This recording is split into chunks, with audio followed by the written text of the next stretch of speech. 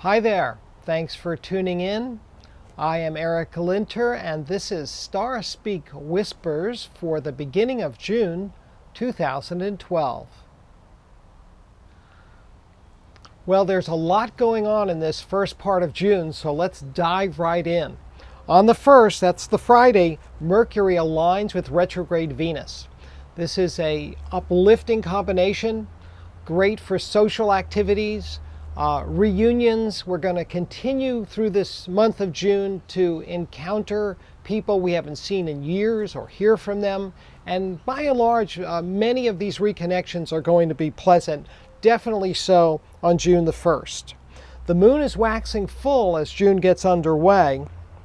And one of the dominating aspects of the first weekend is Mercury's trine to Saturn. This is a grounding alignment that helps us make good decisions. And it's followed by a very eventful Monday, June the 4th. At 7:12 in the morning Eastern Time, there is a full moon lunar eclipse. And the moon will be at 14 degrees of Sagittarius. With all eclipses, we have a kind of accentuated risk that some new piece of information will be coming to light.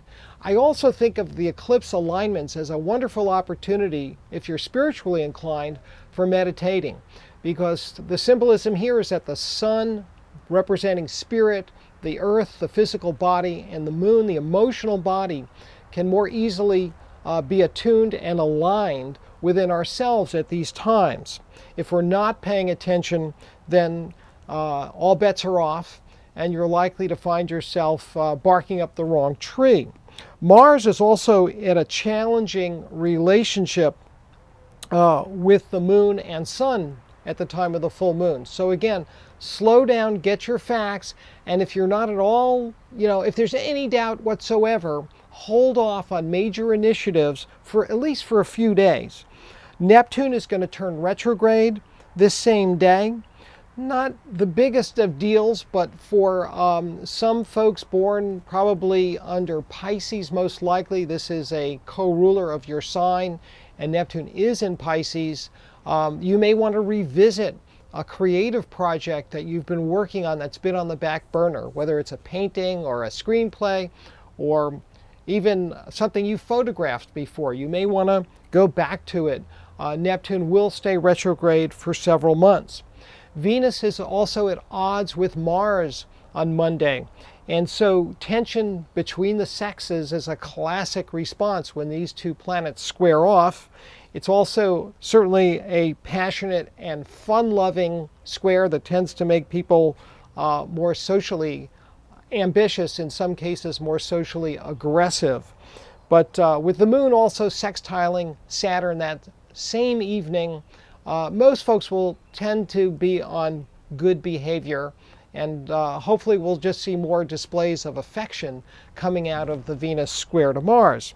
Now the following morning, Tuesday, Venus flies across the face of the sun, and this transit is actually exact Tuesday evening. So if you happen to be looking at the sunset, you may notice a black spot across the face of the sun. That would be the planet Venus. You do need protective eyewear to look at this safely.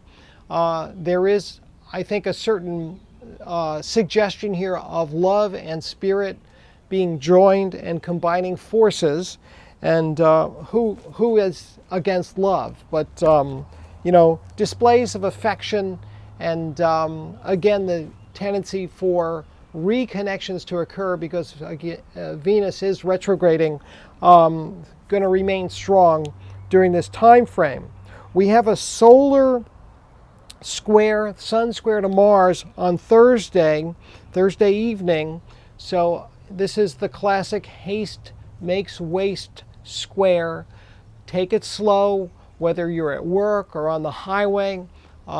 Be conscious, think carefully before you speak or act.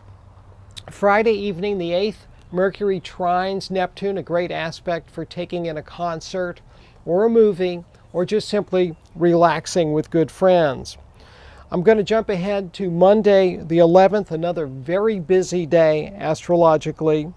Early in the morning we have the last quarter moon, which can be a little bit stressful as we're stirring and getting up for us early risers. And then in the middle of the day, Jupiter arrives in Gemini for a one-year stay. This is going to stimulate people's imaginations. It'll encourage travel, learning. It's a rather fabulous boost for people born under the sun sign Gemini. This is a classic opportunity knocks for you Gemini folk. And for the rest of us, you know, again, a lot of learning, a lot of adventuring is likely over the coming year. If there's a downside to Jupiter in Gemini, it's a tendency to scatter our energies by trying to do too much. And that same day, Mercury, the planet that governs mental processes, is at odds with both Uranus and Pluto. So keep it simple, folks. If you're off base, you can expect to be course corrected by anybody, you know, from a friend to a police officer pulling you over because you're not obeying the traffic laws. Thanks for tuning in today. I do appreciate you taking the time to watch these videos.